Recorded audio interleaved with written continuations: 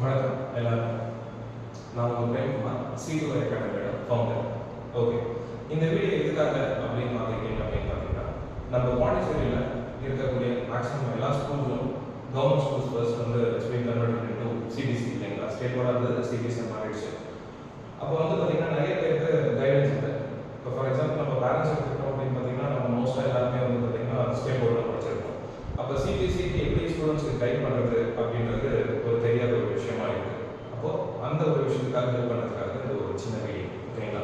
சரி, இப்போ நம்ம இந்த வீடியோவில் 10th ஸ்டாண்டர்ட் பற்றி பார்த்துட்டு தென் அடுத்த வீடியோவில் 12th ஸ்டாண்டர்ட் பற்றி நம்ம வீடியோவில் பார்ப்போம். சரிங்களா? சரி, அப்போது 10th ஸ்டாண்டர்டில் நம்மளுக்கு இருக்கக்கூடிய சப்ஜெக்ட்ஸ் என்னென்ன அப்படின்னு பார்த்தீங்கன்னா maths, science, social, English, language.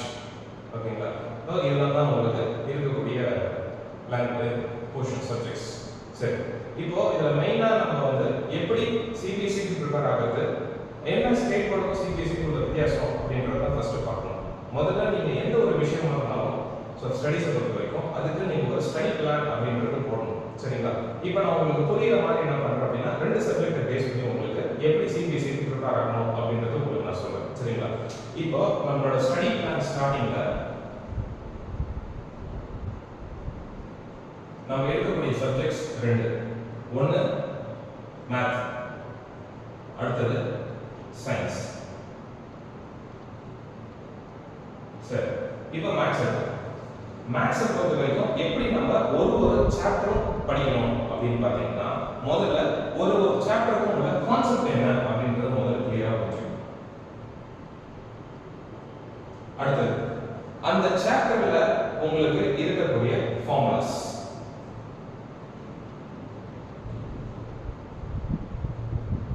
அப்புறம் அதுல இருக்கக்கூடிய டைப்ஸ் ஆஃப் சம்ஸ்.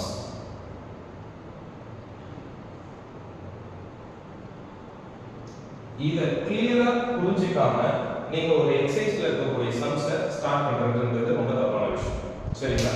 ஓகே, அப்ப ஒரு எக்ஸசைஸ் இருக்கு, ஒரு சாப்டர் இருக்கு அப்படின்னா அந்த சாப்டர் எதுக்காக நம்ம யூஸ் பண்றோம், அதோட அப்ளிகேஷன்ஸ் என்னென்ன அப்படின்றத பத்தி கிளியரா தெரிஞ்சுக்கிட்டு அதுக்கப்புறம் அதுல என்னென்ன ஃபார்முலாஸ் இருக்கு, அப்புறம் அதுல என்னென்ன கேள்விலாம் கேட்கலாம் அப்படின்றத நம்ம தெளிவா புரிஞ்சுக்கிட்டு அதுக்கப்புறம் நம்ம அந்த எக்ஸசைஸை ஸ்டார்ட் பண்றது ரொம்ப ரொம்ப நல்லது.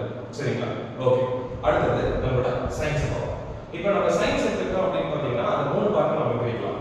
என்னென்ன அந்த 3 பார்ட் அப்படின்னு பார்த்தீங்கன்னா, ஒன்று பிசிக்ஸ், அடுத்தது கெமிஸ்ட்ரி, அடுத்தது பயோ. சரி, இப்போ எல்லாமே ஒரே மாதிரி தான் படிக்கணுமா சார் அப்படின்னா இல்லை. பிசிக்ஸ் ஒரு மெத்தட்ல நம்ம படிப்போம், கெமிஸ்ட்ரி ஒரு மெத்தட்ல படிப்போம், பயோ இன்னொரு மெத்தட்ல படிப்போம். சரி, எப்படி ஒவ்வொருத்தையும் படிக்கலாம், மூணுத்துக்கு உள்ள டிஃபரன்சஸ் என்ன அப்படிங்கிறத பற்றி பார்ப்போம். சரிங்களா? சரி, பிசிக்ஸ் எடுத்துக்கிட்டோம் அப்படின்னு பார்த்தீங்கன்னா இதுல நம்மளுக்கு ஃபர்ஸ்ட் தியரி, அதாவது நம்ம நோட்ஸ் இருக்கு. சரிங்களா? தியரியே படிக்கணும். அடுத்தது இதுல என்ன இருக்கும் அப்படின்னு பார்த்தீங்கன்னா இதுல ஃபார்முலாஸ் இருக்கு. அது மட்டும் இல்லாம இதுல நியூமெரிக்கல்ஸும் இருக்கும் கம்பல்சரி. ஃபர்ஸ்ட் அந்த சாப்டர் எடுக்கிறோம், பிசிக்ஸ் பொறுத்த வரைக்கும் ஒரு சாப்டர் எடுக்கிறோம் அப்படின்னா அந்த சாப்டரோட ஒரு சின்ன சின்ன எத்தனை டாபிக் நம்ம பிரிச்சு படிக்கலாம் அப்படின்றது நம்மளோட புக்ல இருக்கக்கூடிய கண்டென்ட், டேபிள் ஆஃப் கண்டென்ட்ல நம்ம பார்த்தோம் அப்படின்னா நமக்கு தெரிஞ்சிடும். எத்தனை வகையா நம்ம பிரிச்சுக்கலாம், 3 டைப்ஸா பிரிச்சுக்கலாமா இல்ல 2 கண்டென்ட்டா பிரிச்சுக்கலாமா அப்படின்றது. சரிங்களா? அப்போ ஒரு டாபிக் எடுக்கிறோம் அப்படின்னா அந்த டாபிக்ல இருக்கக்கூடிய கான்செப்ட்ஸ், அதாவது தியரி பார்ட்ஸ் ஃபர்ஸ்ட் தெரிஞ்சுக்கணும். சரிங்களா? அதுல டெஃபினிஷன்ஸ் வரலாம், எக்ஸாம்பிள்ஸ் இருக்கலாம். சரிங்களா? இல்ல எக்ஸ்பெரிமெண்ட்ஸ் கூட இருக்கும். சரிங்களா? அப்படி இருக்கிற பட்சத்துல ஃபர்ஸ்ட் நம்ம அதை கிளியரா படிச்சிட்டோம் அப்படின்னா அதுக்கப்புறம் அடுத்தது அதுல இருக்கக்கூடிய ஃபார்முலாஸ். அப்போ பிசிக்ஸ்ன்றது கிட்டத்தட்ட நம்மளோட மேத்ஸ் மாதிரி தான். அப்ப நம்ம என்ன பண்ணுவோம் அப்படின்னு பார்த்தீங்கன்னா அதுல நம்ம ஃபார்முலாஸ் படிக்கணும். ஃபார்முலாஸ் படிச்சு முடிச்சது மட்டும் இல்லாம அந்த ஃபார்முலாஸ்ல இருக்கக்கூடிய ஒவ்வொன்றுக்கும் என்னென்ன நோட்டேஷன், அதோட எஸ்ஐ யூனிட் என்ன அப்படின்றத நம்ம கிளியரா தெரிஞ்சுக்கணும். இது கிளியரா தெரிஞ்சுக்கிட்டோம் அப்படின்னு பார்த்தீங்கன்னா அதுக்கப்புறம் நம்மளோட நியூமெரிக்கல்ஸ்குள்ள போறது ஈஸி. சரிங்களா? சரி, அப்ப நம்ம நியூமெரிக்கல்ஸ் எடுக்கிறோம் அப்படின்னா நம்ம என்ன பண்ணோம் அப்படின்னா ஒவ்வொரு டாபிக்கு கீழே தனித்தனி நியூமெரிக்கல்ஸ் இருக்கு.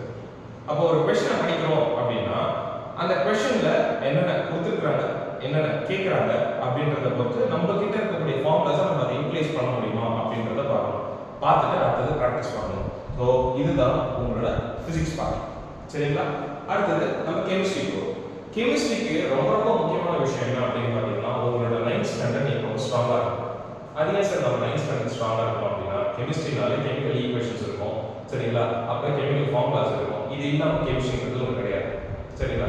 அப்போ ஒரு கெமிக்கல் காம்பவுண்டுக்கான ஃபார்முலா நீங்க எழுதணும் அப்படின்னா அந்த கெமிக்கல் காம்பவுண்டோட ஃபார்முலா என்ன, அதோட பேலன்ஸ் என்ன, இது தெரியாம உங்களால ஒரு காம்பவுண்டுக்கு ஃபார்முலா எழுத முடியாது சரிங்களா. அப்ப 9th ஸ்டாண்டர்ட் பேசிக்ல நீங்க என்ன கிளியரா இருக்கணும் அப்படின்னு பாத்தீங்கன்னா ஒரு எலிமெண்டோட நேம், அதோட ஃபார்முலா, ஓகே, அதுக்கப்புறம் அதோட பேலன்சிங், எப்படி ஒரு காம்பவுண்டுக்கு நாம நேமிங் பண்ணணும், ஃபார்முலா எப்படி எழுதுறது அப்படின்றது நம்ம 9th ஸ்டாண்டர்ட்ல படிச்சிருக்கோம். அதை நம்ம கிளியரா புரிஞ்சுக்கணும். அது புரிஞ்சாதான் நம்ம என்டையர் கெமிஸ்ட்ரியுமே கிளியரா நம்ம எடுத்து படிக்க முடியும் சரிங்களா. அப்ப நீங்க முதல்ல கிளியரா இருக்க வேண்டியது என்ன அப்படின்னு பாத்தீங்கன்னா அதோட பேலன்சிங் பார்ட். இதை நீங்க கிளியர் ஆயிட்டீங்க அப்படின்னா then you can go for the concepts. அதுக்கப்புறம் அதுல இருக்கக்கூடிய questions. ஓகே, சோ கெமிஸ்ட்ரி பொறுத்த வரைக்கும் இந்த 3 பார்ட் தான். அப்ப பயோ வந்து எல்லாரும் ஈஸின்னு சொல்லுவாங்க, ஆனா நம்மளால ஃபுல் மார்க் ஸ்கோர் பண்றது கொஞ்சம் கஷ்டமா நிறைய பேர் ஃபீல் பண்றதுக்கான ரீசன்ஸ் என்ன அப்படின்னு பாத்தீங்கன்னா அதை நம்ம லெத்தாஜிக்கா எடுத்துக்கிறது தான். எந்த ஒரு விஷயத்தையும் இவ்வளவுதானா அப்படின்னு நம்ம எடுத்தோம் அப்படின்னா அதுல தான் நம்ம அடிவோம். ஸோ அதை மட்டும் கிளியரா புரிஞ்சுக்கோம். அப்போ பயோ எடுத்துக்கிட்டோம் அப்படின்னு பாத்தீங்கன்னா பயோல நாம எப்படி படிக்கலாம் அப்படின்னு பாத்தீங்கன்னா ஆஸ் யூஷுவல் ஃபர்ஸ்ட் எடுத்தோடனே கான்செப்ட் தான். கான்செப்ட் கிளியரா ஆனதுக்கு அப்புறம் அந்த கான்செப்ட் ரிலேட்டடா இருக்கக்கூடிய டயக்ராம்ஸ். அப்ப உங்களுக்கு கேள்வி கேட்கிறது எப்படி கேள்வி கேட்கலாம் அப்படின்னு பாத்தீங்கன்னா டயக்ராம் பேஸ்ட் क्वेश्चंसா இருக்கலாம், இல்ல தியரி பேஸ்ட் क्वेश्चंसாவும் இருக்கலாம். அதனால எப்படி வேணாலும் நம்ம ரெடி ஆகணும். ஓகேங்களா. அப்ப நான் இப்போ உங்களுக்கு சொல்லிக்கிறது என்ன அப்படின்னு பாத்தீங்கன்னா it's just a study plan. ஓகேங்களா. சரி, இப்போ இந்த பிளான் இந்த மெத்தட்ல நீங்க படிச்சீங்க அப்படின்னா உங்களுக்கு ஈஸியா இருக்கும். சரி, ஓகே. இப்போ இதுமே பண்றதுனால என்ன ஆகும் அப்படின்னு பாத்தீங்கன்னா நீங்க உங்களோட கான்செப்சுவலா நீங்க தரவாவீங்க, அவ்வளவுதான். அப்ப சிபிஎஸ்இ பொறுத்த வரைக்கும் எனக்கு இந்த கேள்வி தான் இருக்கும், இதுதான் எனக்கு கொடுப்பாங்க. எங்க ஸ்கூல்ல சொன்னாங்க சார் எனக்கு வந்து பாத்தீங்கன்னா இந்த क्वेश्चंसலாம் இம்பார்ட்டன்ட், இதெல்லாம் தரவா படிச்சு சொன்னாங்க. சிபிஎஸ்இ பொறுத்த வரைக்கும் எந்த கேள்வி ரிப்பீட் ஆகும் முதல் விஷயம் சரிங்களா. ஓகே, அப்ப சிபிஎஸ்இ எப்படி தான் சார் ப்ரிப்பேர் ஆகுது, ஒரே ஒரு ஆன்சர் இருக்கும், ஆனா அது 10 விதமான கேள்வி இருக்கும். அப்ப ஆன்சர் ரிப்பீட் ஆகும், கேள்வி ரிப்பீட் ஆகாது. அப்ப நீங்க என்ன பண்ணணும் அப்படின்னா முதல் விஷயம் கான்செப்ட் கிளியரா இருக்கும். சோ கான்செப்ட் கிளியர் ஆகிட்டோம் அப்படின்னா ஒரு டாபிக் எடுக்கிறோம் அப்படின்னா அந்த டாபிக்ல என்ன இருக்கு அவ்வளவுதான், அதுதான் நம்ம கான்செப்ட்னு சொல்றது சரிங்களா. அதை கிளியர் ஆகிட்டீங்க அப்படின்னா அதுக்கப்புறம் உங்களோட வேலை என்ன அப்படின்னு பாத்தீங்கன்னா பிராக்டிஸ். சரி, சிபிஎஸ்இயும் அதுக்கப்புறம் நம்ம ஸ்போர்ட்ஸும் கிட்டத்தட்ட ஒண்ணுதான் நம்ம சொல்லலாம். எப்படி சொல்லலாம் அப்படின்னா இப்ப ஸ்போர்ட்ஸ்ல இருக்கிறீங்க யாராவது அப்படின்னா இப்போ ஒரு அத்லீட்டா இருக்கீங்க, நீங்க ஓட்டிங் பிராக்டிஸ் பண்றீங்க. அப்போ பிராக்டிஸ் பண்றவனால நல்லா டோர்னமெண்ட்ல பெர்ஃபார்ம் பண்ண முடியுமா, இல்ல உட்கார்ந்து வேடிக்கை பார்க்கறவனால டோர்னமெண்ட் நல்லா பெர்ஃபார்ம் பண்ண முடியுமா? அப்ப வெறும் புக்க மட்டும் படிக்கிறவங்கன்றது எதுக்கு சமம் அப்படின்னு பாத்தீங்கன்னா ஒருத்தவங்க பிராக்டிஸ் பண்றாங்க, அவங்க பிராக்டிஸ் பண்றதை நான் நல்லா பார்ப்பேன், நான் வீடியோ நல்லா பார்ப்பேன். அப்படி நான் வந்து பாத்தீங்கன்னா நான் வந்து மார்க்கெட்ல வர மாதிரி நான் வந்து கடைசி நேரத்தில் ஜெயிச்சிருவேன் அப்படின்னா அதெல்லாம் கிடையாது சரிங்களா. அப்ப நம்ம என்ன பண்ணோம் அப்படின்னா நீங்க எந்த அளவுக்கு எஃபோர்ட் போடுறீங்களோ அதை பொறுத்து தான் உங்களுக்கு சிபிஎஸ்இல மார்க் வரும் அப்படின்றது. ஸோ புக்கை திருப்பி படிக்கிறதுக்கு எந்த பிரயோஜனமும் கிடையாது. அதுக்காக புக்கே படிக்கக்கூடாதுன்னு நான் சொல்ல வரல, கான்செப்ட்ஸ் நீங்க படிக்கணும். நீங்க படிச்ச கான்செப்ட்ஸ் நீங்க தரவா இருக்கிறீங்களா, எப்படி பண்ணலாம் அப்படின்னு பாத்தீங்கன்னா क्वेश्चंस பிராக்டிஸ் பண்றதுல மட்டுமே அது சாத்தியம். அப்ப நீங்க क्वेश्चंस என்ன பண்ணணும் அப்படின்னா பிராக்டிஸ் பண்ணி பார்க்கணும். அப்ப क्वेश्चंस பிராக்டிஸ் பண்ணும்போது தெரியும் ஓ நமக்கு இந்த கான்செப்ட்ஸ் இன்னும் தெளிவா இல்ல, அப்ப அந்த பர்టిక్యులர் கான்செப்ட்டை மட்டும் தான் நீங்க ரிவிஷன் பண்ணணும். உட்கார்ந்துட்டு ஒரு எக்ஸாமுக்கும் என்டையர் புக்கையும் திருப்பி உட்கார்ந்து படிக்கிறதுல எந்த பிரயோஜனமும் கிடையாது. ஓகே, அது முதல்ல கிளியரா புரிஞ்சுக்கோங்க. சரி சரி, இப்போ क्वेश्चंसன்றீங்க, அப்ப நம்ம போர்ட் எக்ஸாம்க்கு என்ன மாதிரி क्वेश्चंस இருக்கும்? 1 மார்க் क्वेश्चंस, அதாவது MCQs இருக்கும். 2 மார்க் क्वेश्चंस இருக்கும். 3 மார்க் क्वेश्चंस இருக்கும். then you will be getting 4 mark question. இந்த 4 மார்க் questions நம்ம என்ன சொல்றோம் அப்படின்னு பாத்தீங்கன்னா கேஸ் பேஸ்ட் ஸ்டடி questions அப்படின்னு சொல்றோம். சரிங்களா. அதாவது பிராக்டிகலா ஒரு சில பேசேஜ் பேர் கொடுத்துட்டு அதுல இருந்து உங்களுக்கு கேள்வி கேட்கறத நம்ம என்ன சொல்றோம் அப்படின்னா கேஸ் பேஸ்ட் ஸ்டடி அப்படின்னு சொல்றோம். அது மட்டும் இல்லாம உங்களுக்கு 5 மார்க் question இருக்கும். மேத்ஸ்க்கு சயின்ஸ்க்கு எல்லாத்துக்குமே வந்து பாத்தீங்கன்னா இதே பேட்டர்ன் தான்.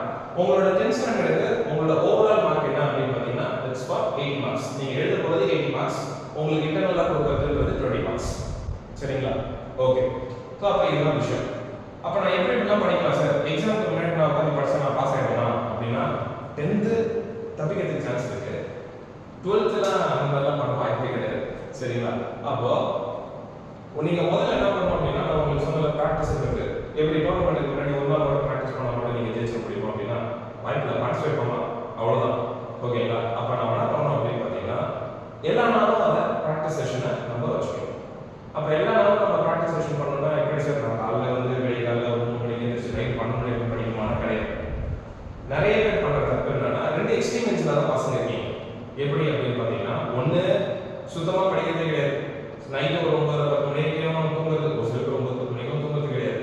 ஃபோனை நோண்டிக்கிட்டு, அப்புறம் வந்து பார்த்தீங்கன்னா டிவி பார்த்துக்கிட்டு, கேம் விளையாடிக்கிட்டு அப்படின்னு எடுத்துக்கிட்டோம் அப்படின்னா 12 1 மணி வரைக்கும் ஆயிடும்.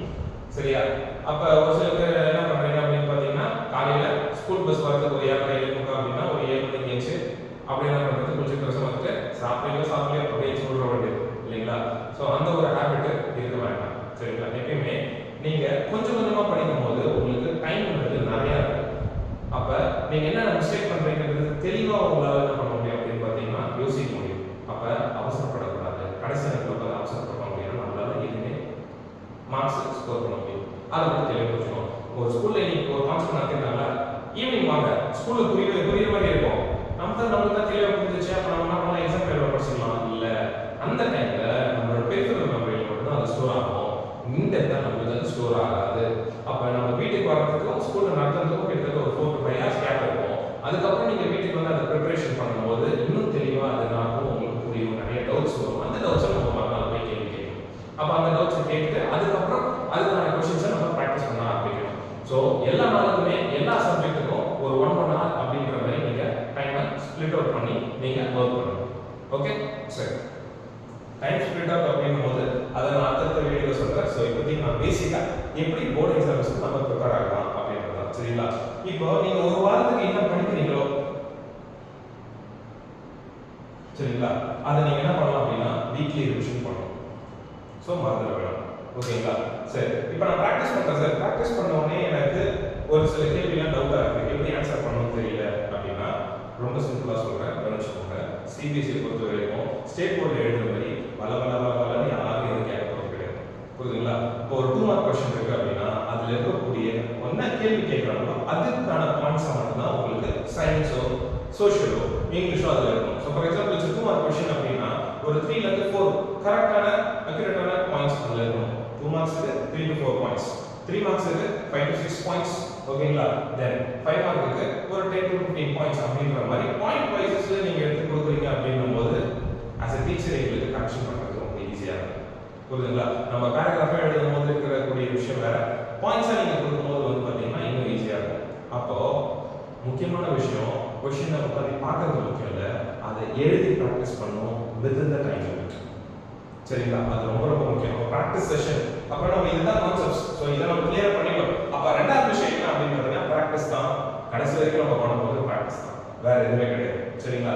அப்ப எப்படி இதை ப்ராக்டிஸ் பண்றோம் அப்படின்னா ஒரு டாபிக்கு கொஸ்டின் எடுத்து ப்ராக்டிஸ் பண்ணுவோம், ஒரு என்டையர் லெசனுக்கு கொஸ்டினுக்கு ப்ராக்டிஸ் பண்ணுவோம். ஸ்கூல்ல எக்ஸாம் வந்துருச்சு, ஒரு 4 சாப்டர் இருக்கு அப்படின்னா என்ன பண்ணுவோம், தனித்தனியா ஒவ்வொரு சாப்டருக்கும் கொஸ்டின் எடுத்து நம்ம ப்ராக்டிஸ் பண்ணுவோம். 2 சாப்டரை கம்பைன் பண்ணி ப்ராக்டிஸ் பண்ணணும். அப்புறம் அந்த 4 சாப்டர் சேர்த்து கம்பைன் பண்ணி ப்ராக்டிஸ் பண்ணணும். ஏன் சார் தனித்தனியாக பண்றீங்க அப்படின்னா நிறைய பேருக்கு உள்ள ஒரு டிஸ்அட்வான்டேஜ் என்ன அப்படின்னு பார்த்தீங்கன்னா சிங்கிள் சாப்டரா போகும்போது நல்லா பெர்ஃபார்ம் பண்ணிக்கும், ஃபுல் மார்க் வாங்கிட்டு. 2 சாப்டர் இருக்கும்போது ஓகே ஒரு 80% எடுத்துறேன். 4 சாப்டர் 5 சாப்டர் நிறைய சாப்டர் கொண்டு போகும்போது என்ன ஆகும் அப்படின்னா அப்படிதான் நம்மளுக்கு பிரச்சனை ஆகும். இதுக்கு இந்த இப்போ ஆன்சர் எழுததா இல்லை அதுக்கு இந்த ஆன்சர் எழுததா அப்படின்றது குழப்பத்தில் நம்ம வந்து 60% கிட்ட முடியும். சரிங்களா? ஸோ அதுக்கு ரொம்ப முக்கியமான விஷயம் என்னன்னா ப்ராக்டிஸ். சரிங்களா? எப்படி வந்து ஒரு படத்தில் சமுதிர படத்தில் வந்து பார்த்தீங்கன்னா சொல்லுவாங்கல்ல ப்ராக்டிஸ் அப்படின்றாங்க, அதே தான் இங்கே ரொம்ப முக்கியமான ஒரு விஷயம். சரிங்களா? சரி, அப்போ நான் ப்ராக்டிஸ் பண்ணிட்டேன், எனக்கு மிஸ்டேக்ஸ் வருது. அப்போ அந்த மிஸ்டேக்ஸ் எந்த பர்டிகுலர் கான்செப்ட்ல இருந்து வருதுன்னு மட்டும் நீங்கள் தெளிவாக புரிஞ்சுக்கணும். அப்போ இந்த லெசன்ல இந்த பர்டிகுலர் டாபிக்கே எனக்கு அது தெரியல இல்லை அப்படின்னா நீங்க என்ன பண்ணணும் அப்படின்னு பார்த்தீங்கன்னா அந்த பர்டிகுலர் டாபிக்கை மட்டும் ரிவிஷன் பண்ண மட்டும் போதும், எந்த சாப்டர் ரிவிஷன் பண்ணக்கூடாது. சரிங்களா? ஏன்னா ஆல்ரெடி நீங்க தரவாதீங்க, டைம் இல்லாதீங்க. ஓகேங்களா? சரி, அப்போ பிராக்டிஸ் பண்றது by using a time limit. For example, ஒரு 1 mark question, ஒரு 1 mark question பிராக்டிஸ் பண்றீங்கன்னா try to complete within 10 minutes. ஓகேங்களா? ஒரு 2 mark question அப்படின்னா 2 minutes. அப்ப என்னதான் சார் சொல்ல வரீங்க அப்படின்னா 1 மார்க்குக்கு 1 நிமிஷத்துல பிராக்டிஸ் பண்ணுங்க. அது முடியுமா அப்படின்னா ஸ்டார்டிங்ல கண்டிப்பா முடியாதுதான். சரிங்களா? practice makes a man perfect. அப்ப நம்மளால முடியாதுன்னு எதுவுமே கிடையாது. We can do it. அப்ப practice பண்ணோம் அப்படின்னா நம்மளால கண்டிப்பா முடியும். அப்போ நீங்க என்ன பண்ணணும் அப்படின்னா ஸ்டாப் கிளாக் வச்சுக்கிட்டு எத்தனை கொஸ்டின்ஸ் ஒரு 10 கொஸ்டின் எடுக்கிறீங்க, ஒரு 10 2 மார்க் எடுக்கிறீங்க அப்படின்னா 20 நிமிஷத்துல அலாரம் செட் பண்ணுங்க. ஓகேங்களா? 20 நிமிஷத்துல அலாரம் செட் பண்ணுங்க. செட் பண்ணிட்டு ஒர்க் பண்ணுங்க. ஃபர்ஸ்ட் அந்த 20 நிமிஷத்துல எவ்வளவு கொஸ்டின்ஸ் நீங்க முடிச்சிருப்பீங்க அப்படின்னா நீங்க போன ஒரு 4 கொஸ்டின் 3 கொஸ்டின் அப்பதான் முடிச்சிருப்பீங்க. கண்டிப்பா 5 கொஸ்டின் கூட முடிச்சிருக்க முடியாது. சரிங்களா? அப்போ நீங்க என்ன பண்றோம் அப்படின்னா அந்த டைம் லிமிட்குள்ளார நம்பர் ஆஃப் கொஸ்டின்ஸை கம்ப்ளீட் பண்றதுல முதல்ல பண்ணணும். அதுக்கப்புறம் அதுல இருக்கக்கூடிய மிஸ்டேக்ஸை கம்மி பண்ண ஆரம்பிக்கணும். முதல் விஷயம் என்னது? யூ ஷுட் கம்ப்ளீட் வித் இந்த டைம் லிமிட். அப்ப டைம் லிமிட்குள்ள முடிக்கணும் அப்படின்னா கான்செப்ட் நீங்க புரிஞ்சுக்காம உங்களால என்ன பண்ண முடியாது. அந்த பர்டிகுலர் செட் ஆஃப் கொஸ்டின்ஸ் உங்களால சால்வ் பண்ண முடியாது. ஓகே, சரி. அப்போ அடுத்தது உங்களோட செகண்ட் ஸ்டெப் என்ன அப்படின்னு பாத்தீங்கன்னா மிஸ்டேக்ஸை கம்மி பண்றது. ஓகே, தென் தேர்ட் ஸ்டெப் பெர்ஃபெக்ட்டா பிரசன்டேஷன் பண்றது. ஒரு சில பேர் வந்து பாத்தீங்கன்னா என்ன பண்ணுவீங்க அப்படின்னா உன்னோட டெஸ்ட் பேப்பரே ரெஃபர் மாதிரி வீட்டில் வந்து சால்வ் பண்ணிட்டு இருப்பாங்க. உங்களோட சால்விங் உங்களோட நோட்ல இல்லைங்களா? அதே படம் தான் எக்ஸாம் வழியும். அதனால நீ சால்வ் பண்ற ஒரு சம்மே எக்ஸாம் பேப்பர்ல தான் நீ சால்வ் பண்ற அப்படின்ற ஆட்டிட்யூட் வச்சுட்டு ஓகேங்களா? ஸ்டெப்ஸ் அதே ஸ்டெப்ஸ். ஸோ ஸ்டெப்ஸ் மிஸ் பண்ணா மார்க் போயிடும் மேக்ஸ் பொறுத்த வரைக்கும். அதே மாதிரி பிசிக்ஸ்லயும் வந்து பார்த்தீங்கன்னா ஸ்டெப்ஸ் மிஸ் ஆச்சு அப்படின்னா யூ பி லூசிங் மார்க்ஸ். அப்போ ரொம்ப முக்கியமான விஷயம் என்ன அப்படின்னா நீங்க இந்த ப்ராக்டிஸ் பண்றது எக்ஸாம் பாயிண்ட் ஆஃப் வியூல ப்ராக்டிஸ் பண்ணுங்க. வீட்டில் தான் ப்ராக்டிஸ் பண்றோம் அப்படின்ற மாதிரி ப்ராக்டிஸ் பண்ணக்கூடாது. ஒரு சில பேர் வந்து பார்த்தீங்கன்னா ஒரு சம்ம அரை மணி நேரம் உட்காந்து ப்ராக்டிஸ் பண்ற ஆளு அப்படின்னு அதுதான் கூடாது. சரி சார், அப்ப நான் ப்ராக்டிஸ் எது பண்றது அப்படின்னு பாத்தீங்கன்னா ஒரு क्वेश्चन நீங்க படிக்கிறீங்க அப்படின்னா படிச்சதுல இருந்து 15ல இருந்து 20 செகண்ட்க்குள்ளார அதுக்கான ஆன்சர் உங்களுக்கு கிளிக் ஆகுதான்றத யோசிங்க. கிளிக் ஆச்சுன்னா ப்ரோசீட், தட்ஸ் இட். இல்லையா அடுத்த क्वेश्चन வேற பார்த்து போயிட்டே அதை விட்டுட்டு 5 நிமிஷம் ஆச்சு 10 நிமிஷம் ஆச்சு அப்படின்னு ஒரு क्वेश्चनக்காக இருக்கிற மீதி எல்லா क्वेश्चனும் விட்டுறாங்க. ஓகேங்களா? இதெல்லாம் தான் நிறைய பேர் பண்ற மிஸ்டேக்ஸ். சரிங்களா? ஓகே, இப்போ அடுத்தது என்ன முக்கியமான விஷயம் அப்படின்னு பாத்தீங்கன்னா கடைசி நேரத்துல ப்ரிப்பேர் பண்றது. கடைசி நேரத்துல ப்ரிப்பரேஷன்ங்கிறது வர்ஸ்டான ஒரு சினாரியோ நம்மளை பொறுத்த வரைக்கும். புரியுதுங்களா? இப்போ உங்ககிட்ட ஒரு விஷயம் சொல்றேன். இப்போ நீங்க வந்து என்கிட்ட வந்து ஒர்க் பண்ண வரீங்க. நான் என்ன பண்றேன் அப்படின்னா ஒரு நாளைக்கு நீங்க எனக்கு வந்து ஒரு 20 செங்கல் என்ன பண்ணணும் அப்படின்னா எடுத்துட்டு போயிட்டு ஒரு சைட்ல நான் சொல்றேன் அந்த சைட்ல போய் நீங்க முடிச்சுக்கோங்க. அதை விட்டுட்டு நான் உங்களுக்கு சாட்டர்டே அன்னைக்கு நான் சம்பளம் கொடுக்குறேன். ஸோ நீங்க எவ்வளவு செங்கல் கரெக்டா எல்லா செங்கலும் எப்பவுமே பெர்ஃபெக்ட்டா வச்சுட்டீங்கன்னா உங்களுக்கான அந்த வாரத்துக்கான சம்பளம் உங்களுக்கு கிடைக்கும். சரியா? இதுதான் நம்மளுக்கும் எனக்கும் உங்களுக்குள்ள ஒரு சின்ன அக்ரிமெண்ட் அப்படின்னு வச்சுக்கோங்க. சரிங்களா? அப்போ ஒரு நாளைக்கு 20 செங்கல் எடுத்து வைக்கிறீங்க. ஒரு சில பேர் என்ன பண்ணுவாங்க அப்படின்னு பார்த்தீங்கன்னா 5 செங்கலா காலையில் கொஞ்சம் மதியானம் கொஞ்சம் சாயந்தரம் கொஞ்சம் நைட்டு வீட்டை விட்டு வேலை பார்க்க முன்னாடி கொஞ்சம் அப்படின்ற மாதிரி வைக்கிறாங்க ஒரு செட் ஆஃப் ஸ்டூடெண்ட்ஸ் அப்படின்னு வச்சுக்கோங்க. தென் இதுவே வந்து பார்த்தீங்கன்னா ஒரு சில பேர் 10 நிமிஷம் நான் தூக்கிட்டு போயிடுறேன் அப்படின்னு ஒரு சில பேர் நான் 20 தூக்கிட்டு போறேன் அப்படின்னு அவங்க பாடி ஸ்ட்ரென்த் பொறுத்து பிளஸ் அவங்க எப்படி அப்படின்றத பொறுத்து நம்ம எல்லாமே வச்சுக்கலாம்னு வச்சுக்கோங்க. இப்போ ஒரு சில பேர் என்ன பண்ணுவாங்க நான் 2 நாளைக்கு ஒரு தடவை எடுத்து போய் வைக்கிறேன். ஒரு சில பேர் நான் 3 நாளைக்கு ஒரு சில பேர் வைக்கிறேன். மொத்தம் என்ன பண்ணுவோம் அப்படின்னா நாளைக்கு வச்சுக்கோங்க இன்னும் 3 நாள் இருக்கு, நாளைக்கு வச்சுக்கோங்க 2 நாள் இருக்கு, நாளைக்கு ஒரு நாள் இருக்கு பார்த்துக்கலாம் அப்படின்றத தள்ளி போகும்போது ஒவ்வொரு நாளைக்கு 20 செங்கல் அப்படின்னு கணக்கு வச்சோம் அப்படின்னா ஒரு வாரத்துக்கு 120 செங்கல், அதாவது 6 நாள் தான் வேலை. ஓகேங்களா? 120 செங்கல் ஒரே டைம்ல ஒன்றுக்கு ஒரு ஸ்ட்ரெச் வைக்க முடியுமா? அப்படி நீ காலையில தான் ஆரம்பிச்சா கூட எடுத்து போயிட்டு அந்த பர்டிகுலர் சைடு எவ்வளவு தூரத்தில் இருக்குன்னு அதே தான் நம்மளோட ஸ்டடீஸும். அப்ப கடைசி நேரத்தில் நல்லா எடுக்க முடியும் அப்படின்னு நினைச்சா அப்படின்னா முடியாது. ஓகே, ஸோ அதை மட்டும் கிளியரா புரிஞ்சுக்கணும். கடைசி நேரத்தில் எடுக்கணும். அது மட்டும் இல்லாம முக்கியமா ரிவிஷன்ஸ். ஸோ ரிவிஷன்ஸை எக்காந்து வந்து விட்டுறாதீங்க. இப்போ நான் ஒரு வாரம் படிக்கிறேன், அந்த ஒரு வாரம் படிக்கிறத சண்டேல வச்சுருந்தேன் ரிவிஷன். 2 வாரம் படிச்சேன் சார், ஒரு மாசத்துக்கு நான் ரிவிஷன் ஆல்ரெடி பண்ணிட்டேன், திருப்பி இன்னொரு ஒரு சின்ன ரிவிஷன். அந்த மாதிரி பண்ணும்போது என்ன ஆகும் அப்படின்னா நீங்க தூசி தட்டி எடுக்கிற மாதிரி இருக்கும். ஸோ அப்பப்போ நம்ம வீட்டை எப்படி க்ளீனாக வச்சுக்கிறோம் அந்த மாதிரி நம்மளோட மெமரி நம்ம க்ளீனாக வச்சுக்கிற மாதிரி தூசி இருந்ததுன்னா என்ன ஆகும்? கிளியராக தெரியாது எது என்ன இருக்குன்றது. புரியுதுங்களா? ஸோ அந்த மாதிரி ஒரு விஷயம் தான் சின்னதாக ரிவிஷன். ஓகே, அப்போ ஃபர்ஸ்ட் கான்செப்ட் கிளியராக இருக்கும். 2வது ப்ராக்டிஸ் பண்ணணும். 3வது என்ன ப்ராக்டிஸ்ல மிஸ்டேக் பண்ணுவோமோ அந்த மிஸ்டேக்கோட கான்செப்ட்ஸை மட்டும் திருப்பி படிக்கிறது. அதுக்கப்புறம் என்ன வேலை? திருப்பி ஃபர்ஸ்ட்ல இருந்து வரது தான் ப்ராக்டிஸ், அவ்வளவுதான். அப்ப திருப்பி நம்ம என்ன பண்றோம் அப்படின்னா question paper practice with time limit. இதுதான் நம்மளோட மார்க்ஸை அடுத்த லெவலுக்கு கொண்டு போறதுக்கு யூஸ்ஃபுல்லா இருக்கும். சரிங்களா? இப்போ நான் அடுத்த வீடியோ என்ன போடலாம் அப்படின்னு இருக்கேன் அப்படின்னு பார்த்தீங்கன்னா ஐ திங்க் மண்டே வந்து பார்த்தீங்கன்னா ஸ்டடி ஸ்கூலுக்கும் as well as பேட்ரிக் ஸ்கூலுக்கும் வந்து பார்த்தீங்கன்னா பீரியடிக் டெஸ்ட் எக்ஸாம் சொல்லியிருக்காங்க. ஸோ அந்த எக்ஸாம்ஸில் இருக்கக்கூடிய chapters maths and science I am going to give the revision. Okay, then மிச்ச டீடைல்ஸ்